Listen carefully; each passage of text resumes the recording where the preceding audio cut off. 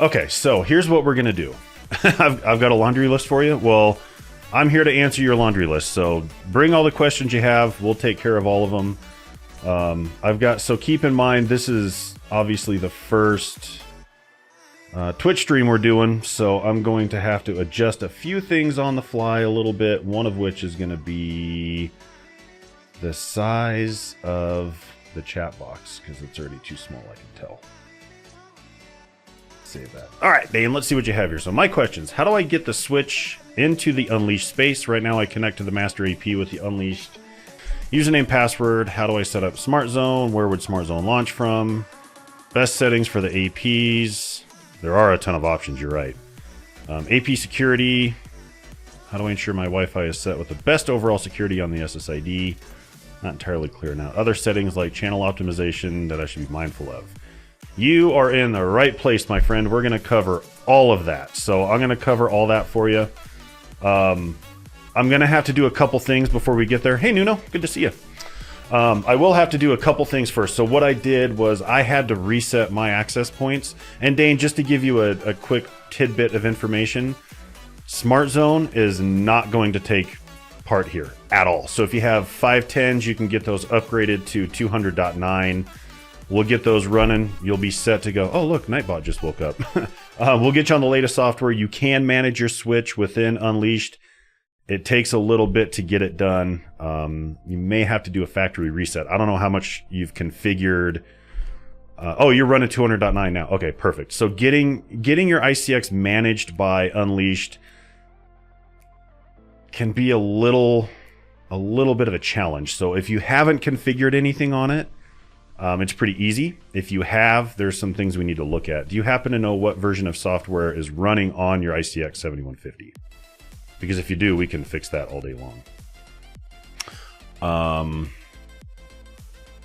To turn off PoE on all but 2 switchboards. Okay, perfect. That's probably what we need. All right, so I'm hoping that I've got a configure me SSID floating out here, and I have a really bad feeling I'm not going to.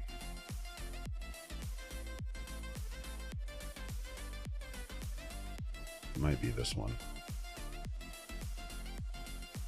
I'm gonna have to reset this AP, and I don't want to, but I'm gonna have to. So I can find my configure me. Hang on. I know you can't see my screen right now, but I want to get this AP configured, because my intention was I was going to go through and show you if you have to do a reset, how to do that. But if it's not broadcasting a configure me wireless LAN, I can't really do that. So I'm going to have to do a reset on it again and reconnect to it. Okay, so Dane, I'll tell you this much. If your ICX is configured and built and you have everything done on it, I wouldn't do anything to it. There's one thing that I would highly recommend that you do, and ensure that you did a write memory command in it before anything, because that saves the config. So you can go in and change that thing all you want, but if you get hit with a power failure, which in residential areas happens more, that's where the challenge comes in. So you can end up kind of with a problem that way, where you'll lose power on the ports, especially if it's running 8070. I don't think we included PoE on by default until 8080, 8090, somewhere in there. So just keep that in mind. So we'll get that set up for you. I'll show you how to do that. Okay, perfect. So, and it's on a UPS. So you got a pretty good setup. Okay, so let me do this. This R510 that I have sitting back here, I need to do a hard reset on it again. I need to get into the configure me SSID so that we can do a full reset on it. And then once we do that, I can go ahead and configure it, and I'll show you how to do a lot of this. So, Dane, I'm going to show you how to do a lot of things. And one thing I want to make sure of, you sound like you're pretty savvy, you know what you're doing. Do you have anything in your house that is connected to it at 802.11b? And I hope that the answer to that is no, because I can probably help a lot of your roaming configuration and how your devices are going to roam from one access point to the other pretty well. So we'll get you set up with, like, the channelization and the optimization you were talking about. We'll get that going for you for sure. But let me do this. I'm gonna show you the setup I have here real quick, if I can find the right button. I know it's dark, forgive me. I've got to take this one, and I'm just gonna unplug it because we're not worried about it right now. And then I've got to take this one, because I am worried about it, and I've got to reset it.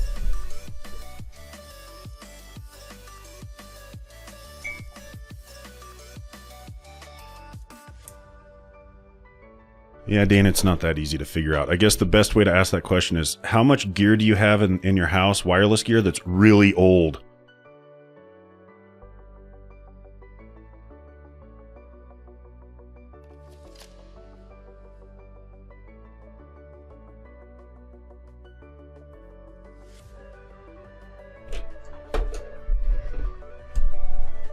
All right, I got a red light. I'm good with that. Uh-oh. Mark, I think I have... Yeah, it is. It's turned off, and I don't know how to... There's a Nightbot command that'll let me turn that on for you. I could probably mod you. That would make it easy.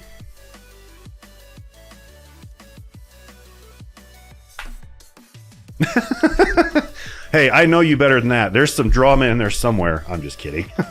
Try and post a link now. I just mod you, so you might be able to post it now. It should work. So let me do this. Let me go back to that one. Most is hardwired. Phones, tablets are the most of the Wi-Fi nodes. Dan, I'm willing to bet you probably don't have anything that is 802.11b. There you go, Mark. You can post that. Yeah.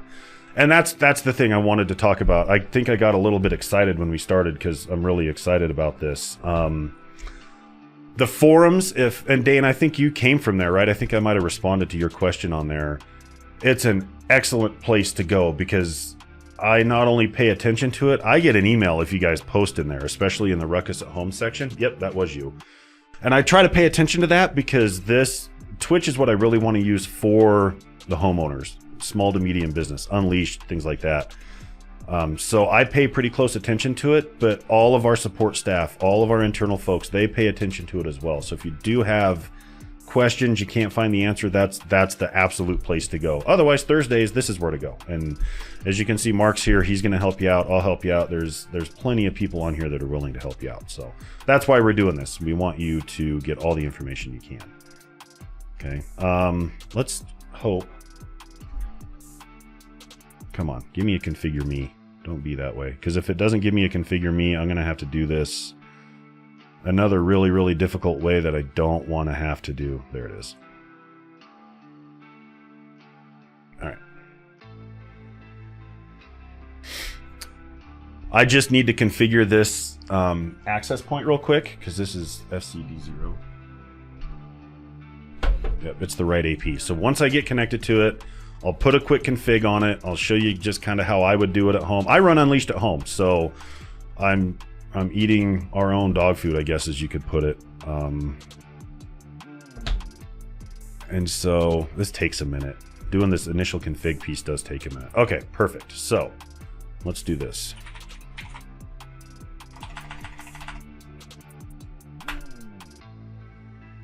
Boom. That's what I'm talking about. All right, so you can do this through the mobile app. You can do this here. I could show you my phone and how to set it up if you ever have to reset your APs. We don't have to, obviously. So I'm just going to go through the web UI of it real quick, and then we'll be good. So we're going to do a typical install. I'm going to name it. So I like to name everything after what we're doing. So we'll be Ruckus Live. I'm not going to mesh this. Dane, yours probably are. We'll do DHCP. I'm not going to do this in gateway mode. And then we'll do Ruckus Live, and then I'm going to give it a password. Okay. Admin. So this was the WLAN or the SSID. That's the password you put in to connect to the Wi-Fi. This is how we administer it. So this is kind of a crucial thing to show you because let's say you buy the house and there's no credentials there. Or let's say you buy the house from somebody else and they leave the networking equipment in there. You're going to have to do the reset and go through this step to set it up the way you want it. Super simple. Hold the reset button down. I like to do it for about 13, 14 seconds. Let go. Configure to the configure me SSID. Yeah, Dane, we've seen some of that where, unfortunately, with how houses are built here. They'll go in, they'll build a house, they'll do the install, and then they book it out of there. And maybe the guy was in a hurry. We don't know what happened there, but no credentials were left, so you have to go in and do the reset. So this is a good thing just to have. Keep that in your back pocket, so if you need to do this, you can. Okay. And it's a really quick way to just get it back up running. Then you're good to go. Okay. All right. 95.29. I need to remember that IP. So this is going to restart. Yeah, it's a good thing you have creds. Otherwise, you'd have to go through this. And the thing is, the key that comes with the access points, you have to poke it in there and get it off. And you got to get a ladder or a chair, and you're up on the ceiling. And it's just kind of a headache. So I've tried to show this process through live streams as much as I can, just because of the actual value of it. You know, it saves you from calling support. It gives you something to go back. It's recorded. You can pause it, go do what you have to do. There is, I want to say, I don't know if that, man, I don't know if Brian's on here, but holy crap is Nightbot fast when it comes to Twitch. But when it's on YouTube, it takes forever to spit commands out. That right there, you can find all of our how-to content. There's documents, videos, everything you need. And there is a Ruckus at home portion on there. So we'll show you how to remove the access point. We'll show you how to do the reset. We'll show you this piece. We go through and do it on the app. We do it in the UI this way. So you have all that reference information there. And then obviously, of course, you have the forums, and you can come back and do this, and we'll answer questions for you there too. Nuno. Yeah, I mean, it's kind of a newer thing here in the US. They started doing it. Okay, so let me get to that in 1 second, Dane, because Mark is going to have to keep me honest on this one. But yeah, it's kind of a newer thing. You know, they started doing it with the smart home and things like that. And it's awesome. I mean, the houses are being wired that way, so it works out great. But yeah, it's a newer thing, so it's also pretty cool. Dane, updating the firmware on the ICX, I guess the challenge with this is, and this is where I'm going to need Mark to help me out, is accessing the firmware that you need. So I don't know what solution has been put in place for that yet, or if there are plans to make it. If you have the firmware, we do have guides on how to do it. I mean, you can put it on, with that 7150, you can put it on one of these, a little thumb drive. You can stick the software on there, and you can upgrade it from there, and I can show you how to do that. That's a piece of cake. Yep, you have to have access to the software, and I think that's I'm going to call it a challenge, I guess. I don't know.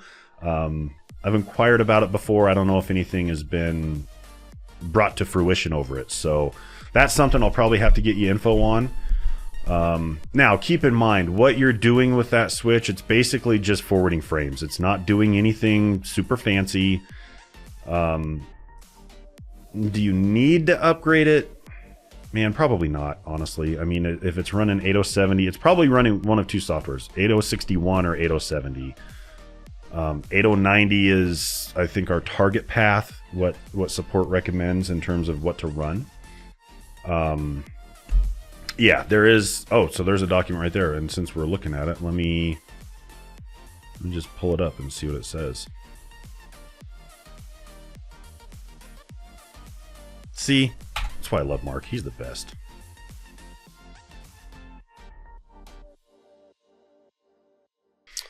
You follow that link, you end up here. Performing a UFI upgrade on an ICX switch. So, yeah, this is the one you want if you're running 8061 or 8080. I might have to change you guys' ability to post links. Yeah, I'm gonna have to fix that. Nightbot's blocking it, and I think Twitch blocks it too. This is where the challenge comes in. If you have access to the software, you're on a non-UFI image, and you're upgrading to a UFI, which is unified fast iron image, you have to upgrade it twice. So if you're anything like me and you have kids in the house, you have to schedule a maintenance window in your own home to do a software upgrade, which is fine. I mean, you just do it when they go to bed or when they're gone for the day, you know. But you do have to do it twice. It's pretty easy. It's the same image. It'll just bring it up to an image that can be upgraded to a UFI image, and then you dump that in there and you're good to go. Like I said, the only thing I'm not sure of is how you gain access to the software. So I'll have to get some information for you on that. And I can even respond to your forum post as well once we get that info. and show you where to go get the software and how, if that makes any sense. Okay.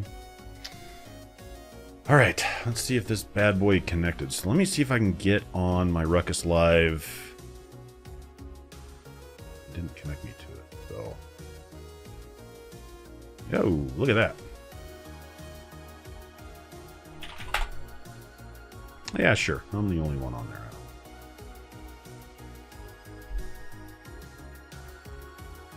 I have cheat sheets and notes and all kinds of fun stuff.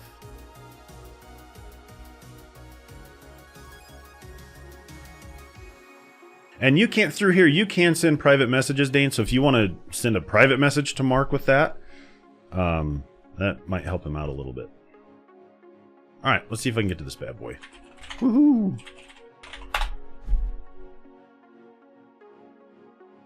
Here we go. We have it. Okay, so this thing has been turned on, registered 1,000 times. If you don't have the Unleashed mobile app, go get it. It's so easy. If again, this stuff is in homes, right? So you're gonna have multiple WLANs. You're gonna have, and you can find that serial number, or Dane, through here if you need to. But anyways, you're gonna have multiple WLANs. You can set up the schedule when it turns off, when it turns on. It's a good way to get your kids to actually go to bed at night. So you have all that ability in there. Awesome. Okay, good. So what I need to do is I'm gonna cruise up here to your initial comment, and I want to make sure I answer all of these. So I'm gonna cover all that. I'm just gonna put it in Notepad real quick. All right, we're gonna take care of you, bud.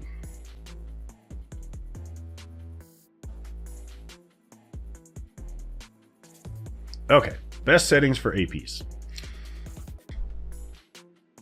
In terms of in Unleashed, you're probably pretty safe. So you asked about the WLAN passwords. So one thing you can look at when you look at this stuff, are you an Apple guy? Are you an Android guy? Do you have a lot of iPads, iPhones, things like that? Because one thing I would recommend, oh, actually, you know what? I probably need to update this so that we're running the same software. So you have Unleashed. It's running, okay, both good. I'm going to have you run WPA2, WPA3 mixed. WPA3 is stronger encryption, so it's going to protect your data a little bit better. Security is always kind of a tricky one. But anyways, you go down here to admin and services, you go to administration, you go to upgrade. This is the really slick part about this. That's the upgrade now that I'm running, right? I want to do check for updates. It's going to show me this one is available, 200.9. And all I'm going to do is just say upgrade it. And it's going to automatically upgrade it, boot it, good to go. Okay. It's that simple, seriously. And then when you're in a mesh, what it's going to do is the master AP is going to download the software and it's going to distribute it to the other root APs that are in there. And then they'll all reboot and come back up on the new software. Your mesh reforms, you're good to go. It's really, really simple. It's one of the best upgrade procedures I've ever seen. So really makes it that simple. And Unleash scales really well. I think you can scale up to 125 access points now. If you're running 200.9, not that you're going to need that many in your house, and I don't recommend that you do that because you're going to have way too many. That's oversaturated. So 1 per floor is probably good. Yep, there you go. You're good. So in terms of your WLAN SSID passwords that you're using for that, you know, the problem is you get things like tablets, phones, smart devices, your TV. Now refrigerators want to be online, and you have too. So that's one of the things with it is you want to make the password at least difficult enough to where your neighbors can't guess what it is, like Dane's house, but also somewhat simple enough to where it's not a pain in the butt to actually get connected to it, right? Mixture of capitals, numbers, characters in there. That's always a good thing. Try to use something that's not, you don't want to put yourself in a situation to where I can figure it out, right? If I know a little bit about you, I can figure you out. Yeah, and that's the key. You need to be able to remember it too, because typically you get a device, you connect it, then you don't need it again until your friends show up and they're like, hey man, I need on your Wi-Fi. And you're like, oh shoot, I don't know the password. So you kind of have to get that mixture in there. You know, at our house, we make ours complicated enough, yet easy enough to remember.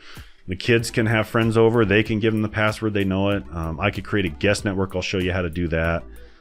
There's multiple ways to really do that. So, you know, don't make it too relatable to where, you know, if you have somebody that you're not really a big fan of shows up and they're connected to your Wi-Fi, or your neighbors keep connecting to it all the time, you don't want to be the neighborhood Wi-Fi provider either. So just some of those things to think about. I think okay, so if you want, so this is the thing, and I'm gonna yeah, you could do a QR code too. That's very easy to do. There's all kinds of tools online that can do that. That's a good point, you know, I like that. Okay, so Unleashed. If you want your device to be managed by Unleashed, there's one problem with this. I can't demonstrate it here because if I do a factory reset on my ICX, it will disconnect the stream, and that's probably bad. So there is a document, and it might even have been in here that Mark linked. I'm not sure.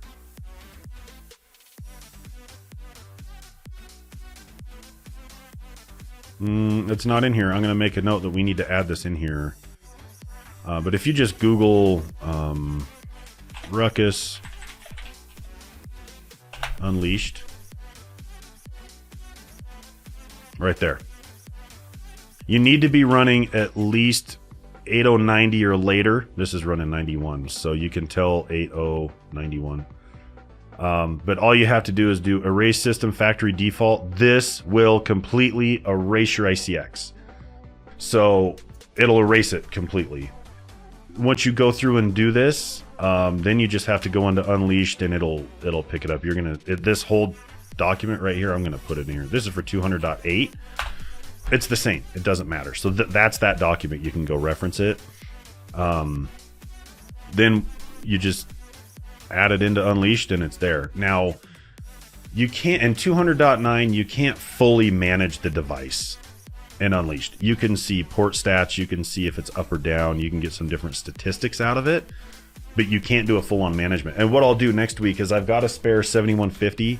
I will go ahead and attach it to the Unleashed network and make sure that you can see it in there, it's managed. This is the worst excuse on the planet, and I know that, but I've been absolutely buried, so I haven't been able to get to it, but I will. So we'll take care of that for certain.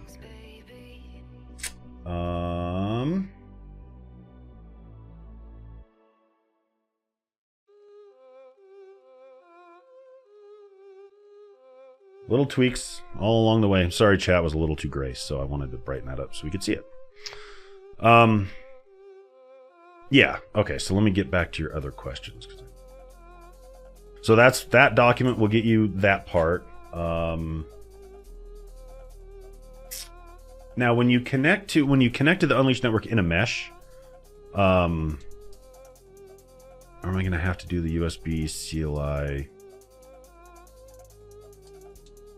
No, it can't. So you can't update your, as of right now in 200.9, you can't update your ICX firmware from Unleashed. That functionality is not there. So we don't have that functionality. And one thing I can say too, I don't know if that's on the roadmap or not. My assumption is there's probably an RFE in for it. I'll have to do some digging and see if I can find it, but I'm not aware of it right now. So if it's out there, it's out there, and we'll be able to get into that. Okay. Yeah, it is. And, you know, honestly, I don't know that you really need to be overly concerned with an ICX upgrade unless you're running into anything that is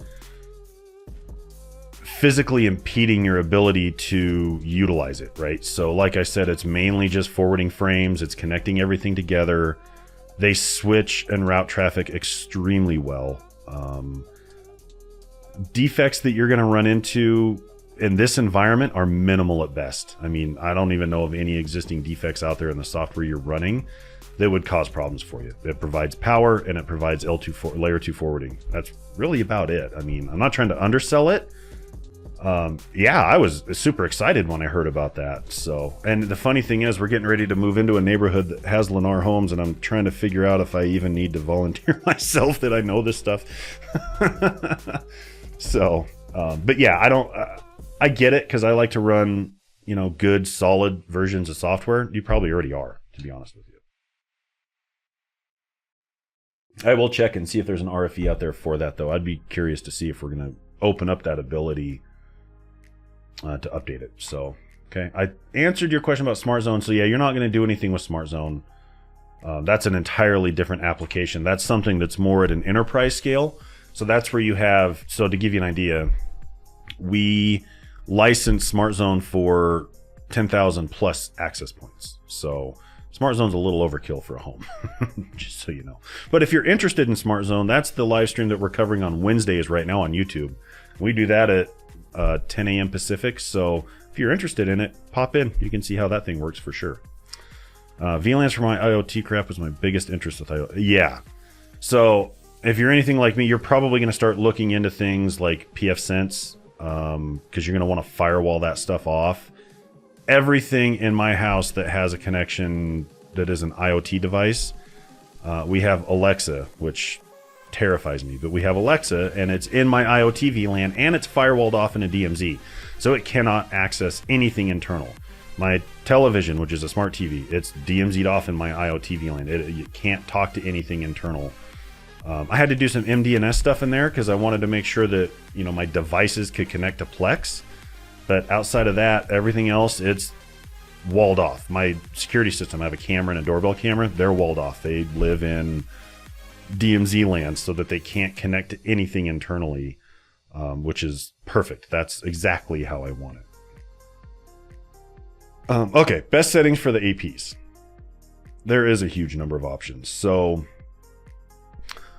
I'm gonna, yep, ICX is perfect, or pfSense is perfect. And I need to find the name of them. I have a physical Netgate appliance at home. There's something new that's out there. We're gonna do so in a couple weeks, either next week if everything shows up, or the week after Thanksgiving.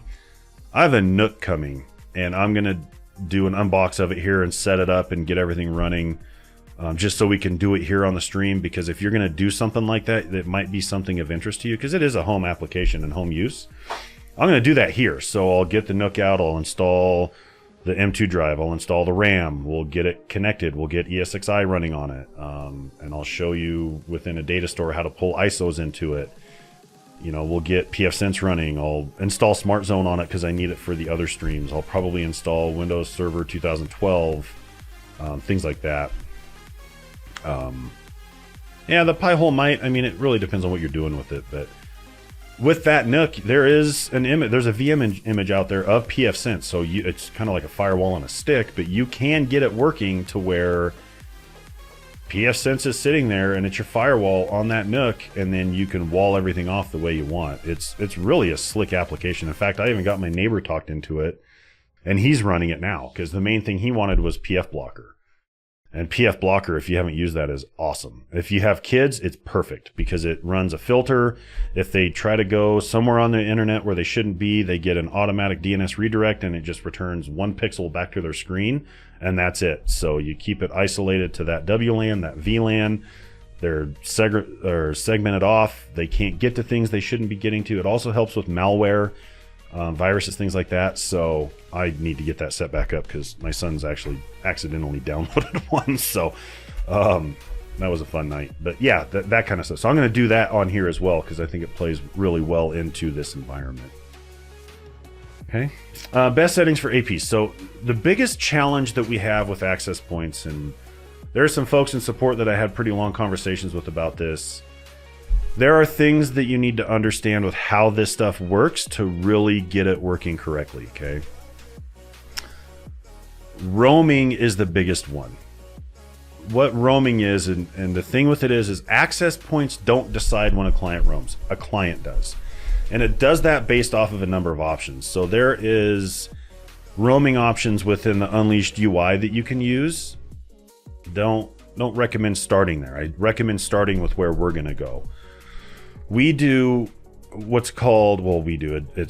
It's included in this technology. It's a BSS min rate. And what that min rate is it's how fast my management traffic can get from this device to my access point. Okay.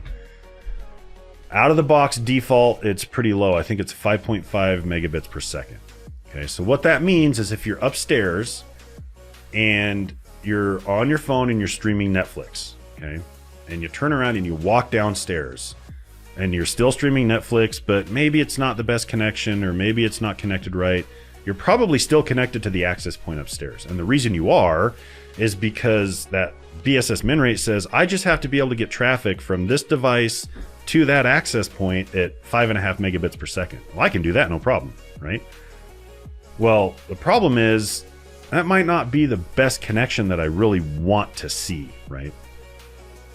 So we can tweak that. And in order to tweak that, that's why I asked you if you had anything that was 802.11b, because in your client section, it'll usually tell you what radio it's connected to, but I don't think it tells you that it's a B client. So what I recommend before you do this is look in your clients list and see how many clients you have, okay? Because when you configure this, it is going to disconnect every client you have in your house. They're all going to roam to a new access point and they're all going to behave differently.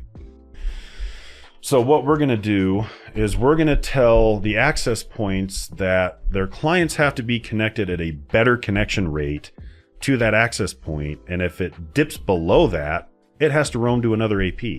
So we're going to set it at 12 megabits per second. You could probably in your house set it to 24 and be fine. And you can adjust this and go as you want. Yeah, some of the IoT stuff might need that. So we can get it up to 11. But that's about the best you can do. And that's still probably good enough. I mean, if you ever get rid of, it's probably your doorbell is what I'm guessing, or some security device is probably what's doing that. But yeah, we'll be able to look at that stuff. And then you can set this that way. So I think out of the box default, I think it's 5.5 megabits per second, but we're going to check. So you need a couple things. The first thing you need is go download Putty. Putty's the easy. Oh, Sonos and thermostat. Okay. Do you have a Nest thermostat or is it an Ecobee? That's really odd. I have an Ecobee and I don't think it's B. It might be B. Does it say when you look at the radio in the clients, does it say 802.11 BGN, like B/G/N? I can connect something to this now. I need a client. Let me get my phone on there.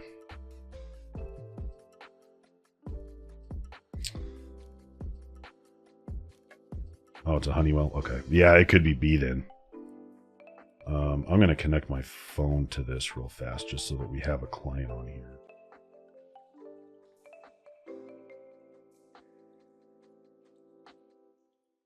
What? I can't join? Why? It's my network. I can do what I want. I might tell myself that. I probably just can't type. There we go. I can't type. Yeah, I hear you.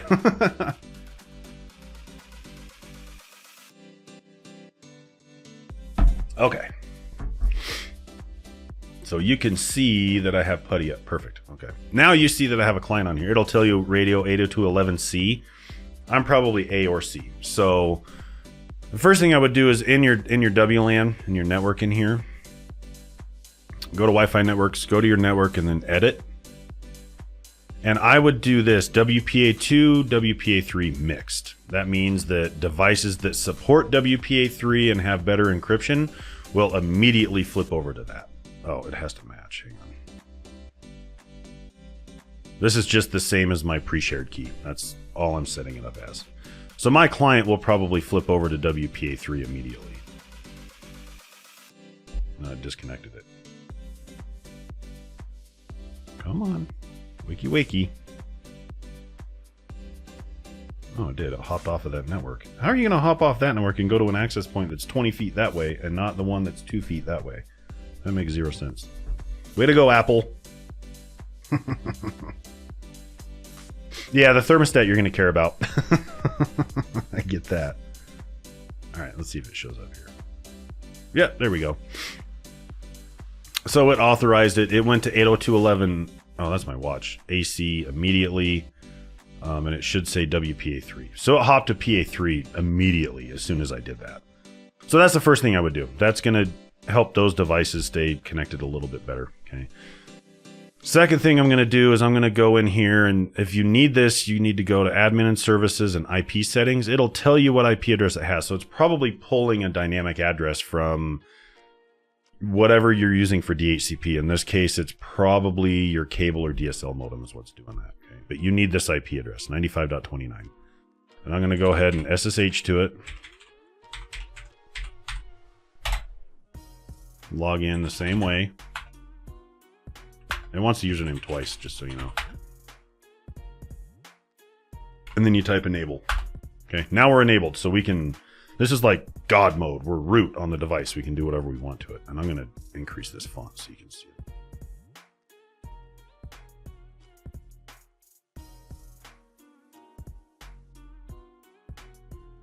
There we go. How's that? You see that okay?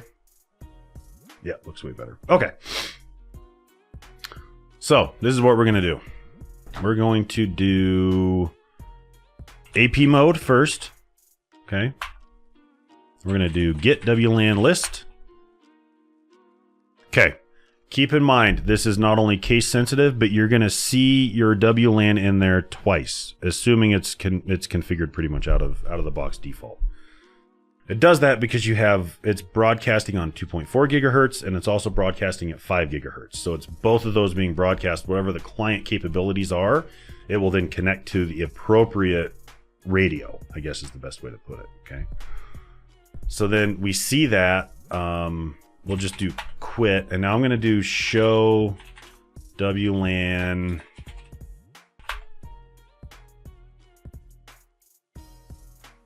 How did I do that? Hang on a second.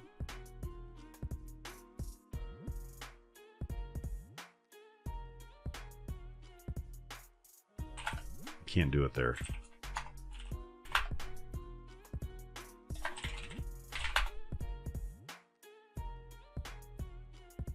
I can't remember the command. I'm having a brain fart. Hold on.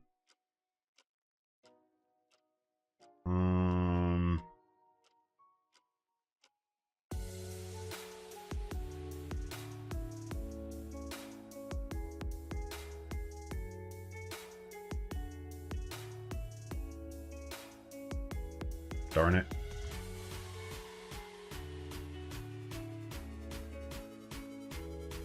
Oh, if Mark's still here, he can tell me. How do you show the WLAN? Why can't I remember that? You can't answer why I can't remember that. That's my own problem.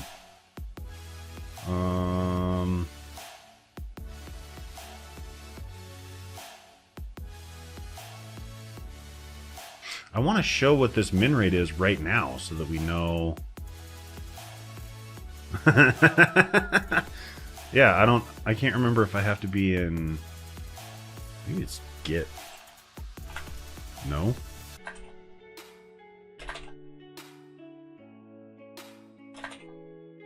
Oh.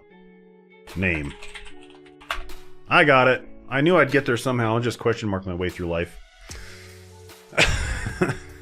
All right, so this is what we're looking at here. It's the transmit rate of management frames is at 2 megabits. For the 2.4 gig radio, and then for 5 gig, it's 6 megabits per second. So we want to basically tell the access point, the clients that are connected to it have to have a much stronger connection to it than 6 megabits per second. Now, if you have devices that are 802.11b, you can't go above 11. Okay, 11 megabits per second. You can go to 12 and 24 if you turn off the ability to support 802.11b. So Dane, what I would recommend is look at your client list. If you do this, you want to look at this client list and see how many you have right now. And then when you make these changes, make sure they all come back. I'm willing to bet that your thermostat and things like that, it's probably G maybe. But that's up to you if you want to try it. If you want to do it this way, this is how I did it at my house. I have a doorbell, I have cameras, everything's still connected. This is exactly how I did it. Okay. So the first thing you need to do is you want to do do this in... I'm trying to think if I have to do this in...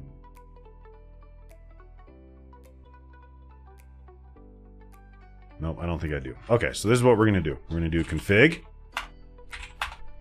And then we're going to configure a specific WLAN. So we're going to do WLAN Ruckus Live. Remember, this is case sensitive. If I type Ruckus, if I type WLAN anything else, it's basically going to create a new WLAN through the CLI. Yeah, Dan, I can do that. All you're going to have to do is when you do this WLAN Ruckus Live, I'm going to type OFDM only. Okay. Now, if you need to back this out, you type no OFDM only. That's it. Okay. You need to turn it back on. All OFDM only is doing is it is turning off the functionality for the access point to allow clients to connect to it at 802.11b. So you can back that out if you need to.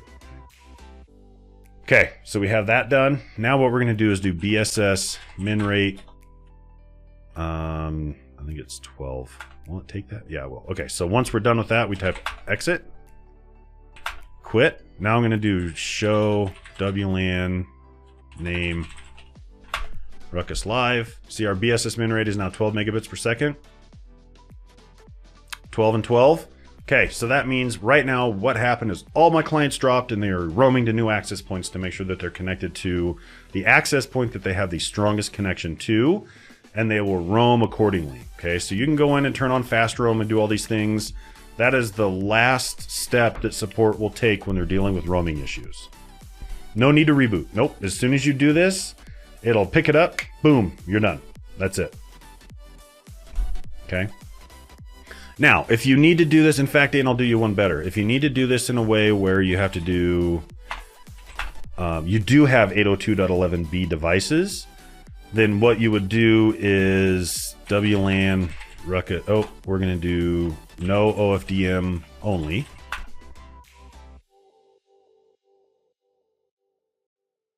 Really?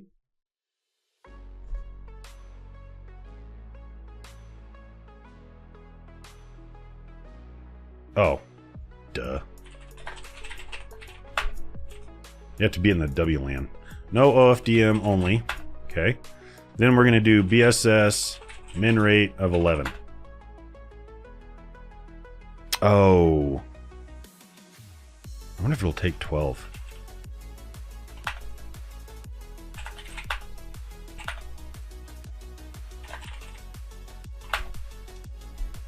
Okay, so OFDM is on. Oh, we'll take 12. Yep, it took 12 and OFDM is on. So it'll support, I don't think you can go up to 24 is what it was saying.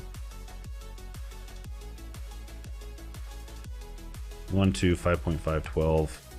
Yeah, so I guess you can go to, I thought you could only go to 11. Something's goofy with that. Yeah, OFDM only state is disabled and the management rate is 12. So you're good. So you can do it that way. And you should be okay. And no need to reboot. So then it's done. Okay. So that's how you do that piece. That will fix any roaming issues you have. That'll fix any of your slower connection things with it. And you should be set from there. Okay. All right. So one thing, this is something that every single person does. Their internet provider calls them up and says, hey, Mr. Customer, guess what? We've got gig internet. We're going to sell it to you for this great smoking deal. And you're like, whoa, that's awesome. That sounds really good. And then you get done and they hook it up and everything's going. And the first thing you do is you run out and you go to speedtest.com or whatever it is. And you run a speed test. And you get the results of the speed test and you look at it and you're like, oh my God, that is terrible. I ran this one at work one day when there was, I don't know what was going on, if backups were happening or what. That's what I got returned to me in an office. Okay. Now, typically in your house, you're going to get around 425, 450, and immediately you're going to squawk and say, my provider just ripped me off. No, they didn't. So in order for you to get, I think the maximum transmission rate you can get on a 5 gigahertz radio in a completely pristine environment on a Ruckus access point. And when I say pristine, I mean there's no other RF anywhere in the neighborhood, anywhere in the area. When you open up your phone and you look for wireless networks, there's one and it's yours. That's what I mean by pristine. The max you're going to get out of that is 867 megabits per second. Okay. And that's if you're running 802.11 AC and you're connecting at 80 megahertz and it's ideal conditions. That's what you're going to get, okay, via Wi-Fi. Now, as you know, 20 feet next to you, 20 feet next to you, 50 feet across the street, 100 feet behind you, there's houses, okay? And in those houses, there's access points squawking all over the place. So that's kind of the radio interference that you're running into in neighborhoods. So you're going to get around, you know, probably max about 500 megabits per second is what you're going to get back on a speed test via Wi-Fi. Okay? And that's perfect because when you look at bandwidth needs, 4K video, if you want to stream 4K video, the requirement for that is 25 megabits per second. 25 megabits per second for 4K video. That means that even with what I'm showing you here, I could do that 2 or 3 times before anything even starts to squawk, buffer, anything. So pretty clean, pristine, good to go there, right? Okay.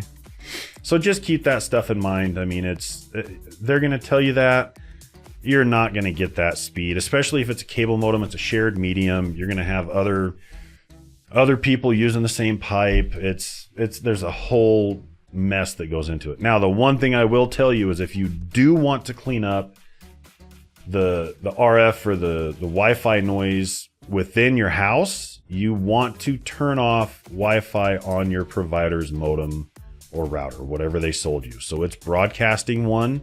You want to get into that thing and you want to turn it off if you can. Most of them give you the option to do that. I know we have, ours is Xfinity, I think. And when I got a hold of mine, I turned it off. That way I have less RF interference and, you know, everybody's struggling to get on the same channels.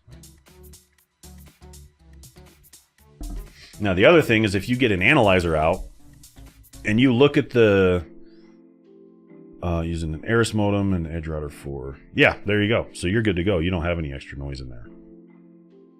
I was going to say something that I thought was probably really smart, and I just realized I completely forgot what it was. Yeah, I guess it wasn't that important. So, oh, the channels. Okay, so channel optimization, Dane. Honestly, there's only so much you can really do. So what Ruckus equipment does really well, and this I'm not trying to tout this. The BeamFlex technology is amazing, but it handles channelization really well. And where you see a lot of the complaints happen is on 2.4 gig radio, and that's because you have 3 usable channels and everything is stacked into those 3 channels. 5 gig, you enhance that, right? So you have way more channels to use, way more space to hop onto, and it just cleans things up quite a bit. So it gives you a lot more flexibility there and allows you to really have a stronger signal. So that's why devices that you're using, like your phone and your tablets and your laptops and things like that, you know, you're going to have pretty clean connections. When it comes down to, you know, you need your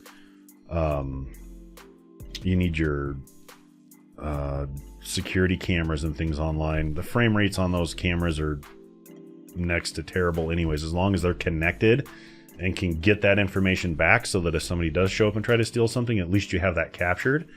But you're not really humping it on those things and having a huge bandwidth demand. Okay. All right, so that kind of covers at least roaming. That's probably the most important thing I can show you with Unleashed on any of them is go set that up. Turn OFDM only mode on. Set your management rate up to 24 megabits per second. In your house, you're probably perfectly fine doing that. You're going to roam much, much better than you would normally, and you'll see much stronger connections in there. Okay. The other big one is people lose their inline power config on the ICX, and that's because it's not baked in until 8090. Okay, so the other things I was going to show you, which I'm sure you're probably versed on, but I'm going to show you this anyways. We're going to create a guest network. And these are nice because if you don't want to have whoever, whenever show up and attach to your Wi-Fi for whatever reason it might be, you can just set up home guest and you can do guest access. You don't want to do zero IT. You don't need to do any onboarding, especially if you're doing some at home. Now you can use either a guest pass or a social login. You can do unique for each guest, or you can just do one. So this one I like. Nuno brought up earlier, you can just do a QR code. People can scan it, dump them right into it. You can do something like that. I would say if I'm... Oh, no screen. You're right. Sorry. I do that all the time. I've got this big, beautiful, fancy Stream Deck, and I forget to hit the buttons on it. So let me back out of this. I'll show you what I did. Go to your Wi-Fi networks, and we're just going to do create. Go up here, and we'll just do home. Oop, home guest. Guest access. We're not going to do zero IT device registration. We don't need to worry about that. We'll do guest pass and social, and then we'll do a single password. Super Bowl party, if there is one, and we'll just do Super Bowl 2020 because this is a pretty common application for it. We'll leave it open, but we'll also do WPA23 mixed. That way we get everybody in there. We're going to use the same password for it. Same one in here. We don't need an accounting server. This is more small to medium business stuff that you would need if you're using an accounting server, things like that. Okay, so we'll go next. Now, this is where it gets pretty cool. Your social logins, you can use these. I can't give you an example of how these work because I don't have any social media. But you can use those if you want. Now, we don't pull any information. I think this makes people a little bit nervous. We don't care. Like, what are we going to do with it, right? We don't need your social media information. So you can use all of these. We just don't pull anything from it. It just gives you a way to authenticate to it and know who it is. Guest pass self-service, you can turn this on if you want, so you can do an access duration of 1 day. You can do it for weeks, hours, whatever length of time you want. You can terminate them after a certain time. You can be the approver of them if you want. So depending on the event and what you're doing, you'll want to approve it. I would not recommend this if you want to enjoy your Sunday. Notification method, things like this. So you have all these things. The validity period is kind of nice. You can do it from first use, or you can do it from when it's created. You can redirect them to a separate URL. Again, this is probably bigger business stuff. You can show terms and conditions. Now this one, the Wi-Fi 4EU snippet, this is something that's for Europe. So Europe has a government mandate that has to provide Wi-Fi services. That's for that. We don't need that. Now this is pretty cool because you can go in and you can edit the banner. You can edit the background image. You can edit all of these. You can edit the message. Welcome to the Ruckus Live Super Bowl party. So that'll pop up there. And then with the guest pass, you just dump them in there and you're good to go. Then you say okay, and it's created. So now you can keep all this traffic separated. And if you want to do fancy things with VLANs and things like that, you can. But the main thing is what you really do now is, let me show you this. Oh, are you really not going to show my phone right now? There we go. Sorry, this application loves to kill my phone.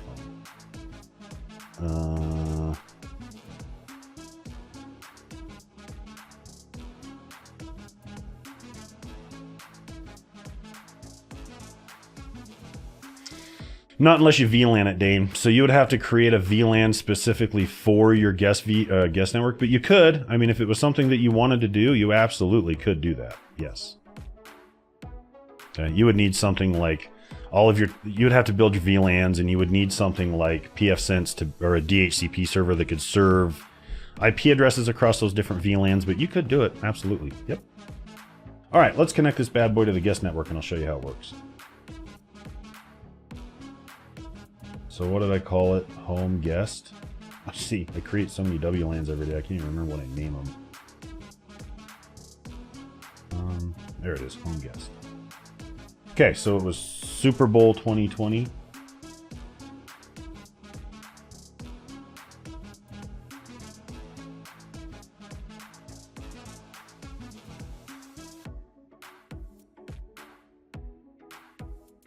I kind of did this backwards. I should have left it open.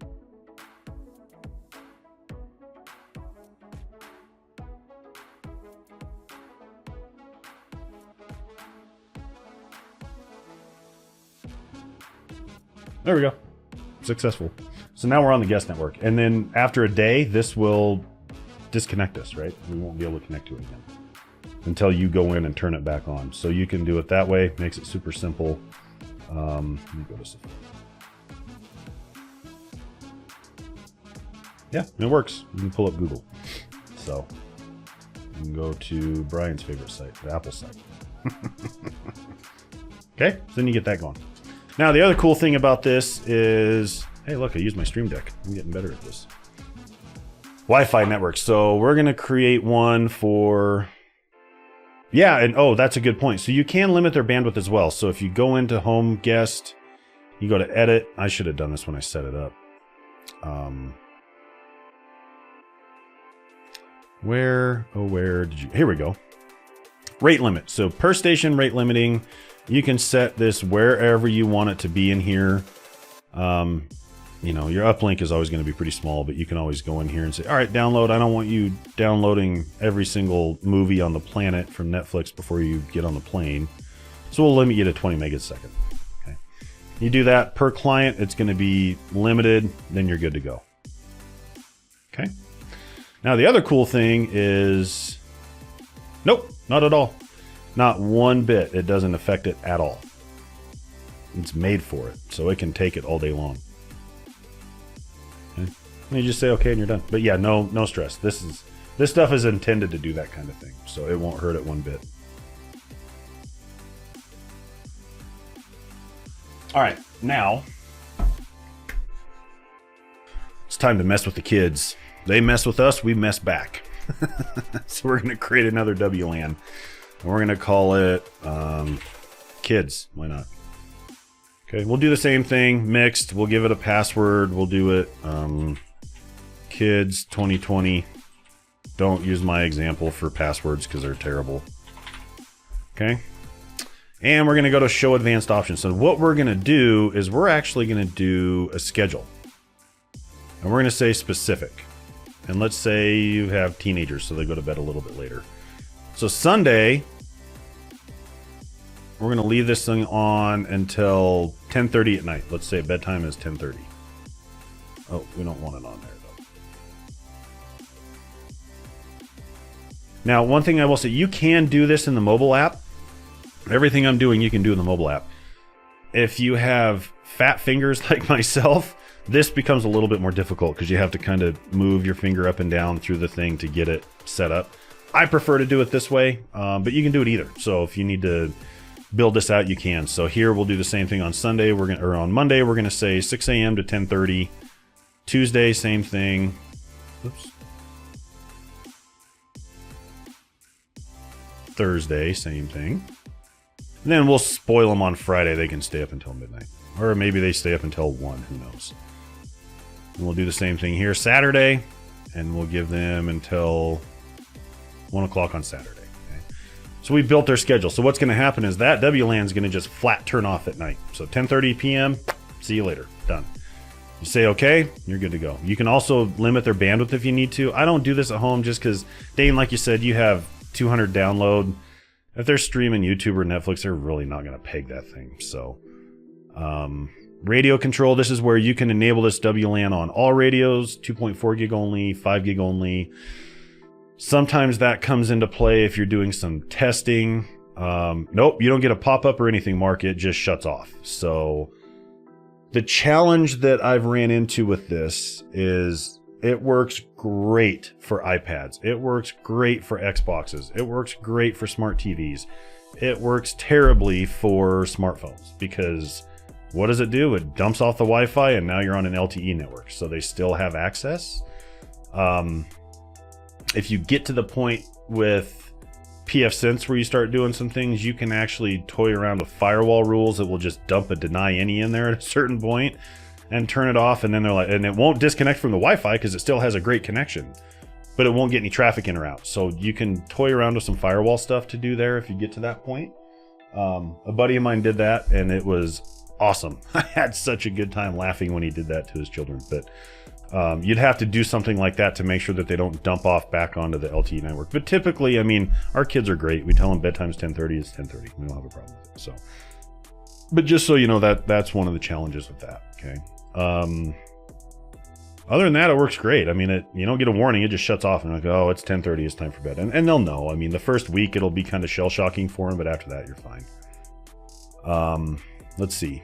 But yeah, I mean, that's pretty much all you really need to do there. A lot of this stuff is going to be troubleshooting kind of things. You probably don't need to worry about that too much. Now, some things you can do in Unleashed is you have the ability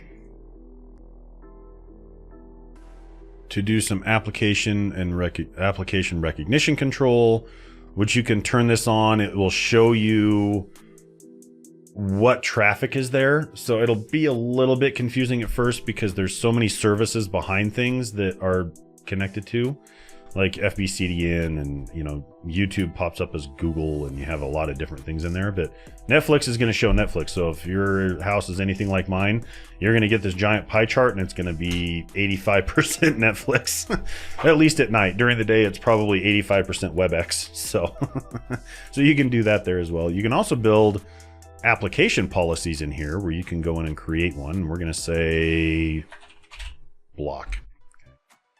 We're going to create this, and we're going to say, all right, I want to block certain things. Okay, so we can use the system defined ones. Well, we can go in here and pick whatever we want. So we can do web stuff. You can put in, an application here. It's got a bunch of different ones. You can put these in. I'm not going to go to the letter P, but we'll know that stuff is there, so you can filter that stuff. But web, you can also, if you look through that list and think it's a pretty extensive list that you like, you just say all. It'll block all of those sites. Then you can't get to it. You can do audio video stuff in here as well. So if I go to audio video, and let's say I want to block, Netflix, I can block Netflix streaming services. I can block Netflix. So the thing you need to pay attention to with this is, let's say I want to block Netflix for whatever reason. Okay. I'm going to block it here. Now I also need to go in and I need to create another one that blocks Netflix.com, because I'm going to block the streaming service, and I'm also going to go in and block the rest of the pieces of it so that it can't go there. We need to do it within the same policy. So we're just going to call this block Netflix. Okay. I don't know why you would do this unless you just want to troll the heck out of somebody. But you do that. Okay. So we have that done. Now what you do is, once the policy is actually built, then you go back into your WLAN, kids, edit, advanced options, and under access control, you can do application visibility, block Netflix, say okay, Netflix is gone. They will not be able to get to Netflix anymore. Okay. So there's multiple ways you can go in and do that. And the nice thing is if you go in and you look and you turn application recognition control on, which you have to do that in the network itself. And typically you're going to do this stuff on the kids' networks because you're a little bit more worried what they're running into. Once you enable it, you'll start to see that traffic show up in there. If you see sites that are getting hit and you're not really comfortable with it, and you think, oh, maybe they shouldn't be looking at this or that, or I want to block this, or they're spending too much time on Roblox or whatever it might be, you can go into these policies. You can create them as custom as you want them to be. I can go in and edit this one and say, okay, now I want to block. So these are denial rules. So I'm going to go in and say IP-based, port-based, application name-based. So let's say I wanted to block an application. I just go in and create one, and we'll call it Google DNS, and we'll just say that the IP address is, because that is, port 53, and it's UDP. So you can go in and build a custom one like this and block it, and then guess what? I can't pull DNS from Google anymore. So you can manage this however you want. It's very intuitive. It's very robust. There's a lot of things you can do. Now, there's one thing that you can't do as of now, and that is the URL filtering. So URL filtering requires a license, and I've had some discussions with folks internally. Mine has one because, well, I'm special. I work here. But it requires a license. So if you do have that license, then you don't have to worry about things like pfSense and pfBlocker. You can go in and block this content, right? No adult content, clean and safe, child and student friendly, strict, custom. You can do it however you want. And this pulls a blacklist every so often as it updates. And it'll go in and it'll block all of this stuff that you're trying to block out. So you can see what it is. And like I said, it's managed through another, the lists are managed elsewhere. Ruckus doesn't manage those, it's partnered through. But yeah, you can do this as well. You just need licensing for it. Now, the challenge with this is I feel bad showing you this because I don't have an answer yet as to how you can obtain the license. So that's the main challenge with that piece. But it's being considered and looked at, so because we know that there's a need for it. So there is conversations going on with that. Let's see, what else? Dane, did I help answer most of your questions? Hopefully all of your questions. That's really what I was after.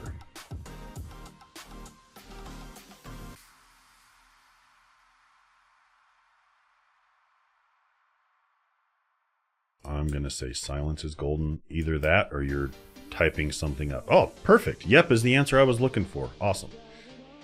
Okay. Yeah, I think that's it. I think we covered most of what I wanted to get through today. Like I said, I'll take this session, I'll pull it out, clean it up. I might just take some clips out of it and we'll throw it on YouTube so it's out there. Dane, you bet, man. Like I said, if you have follow-up questions in the interim, go back to your forum post.